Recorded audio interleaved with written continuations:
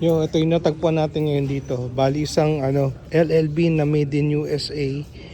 Kaso lang women's to size large, agad sa vintage.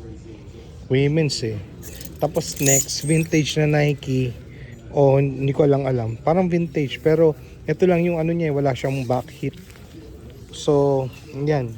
Iwanan natin to sa mataas, $17 plus tax times 59. Tapos ito, ang ganda rin sana na itong North Face na to, fleece na sweater. Kaso lang taas din, $17 din plus tax.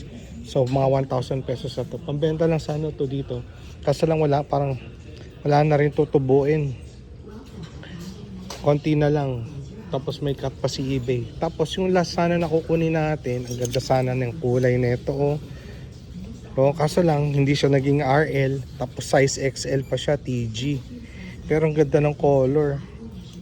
Like new condition. Kaso lang laki. XL ayos lang. Kaya ayan, hindi lagi. Iwanan na natin itong mga to. Ayan, bahala na. Pagka sa susunod, dyan pa sila, malamang wala na. Labo, Anyways, ayun lang. Asa tayo.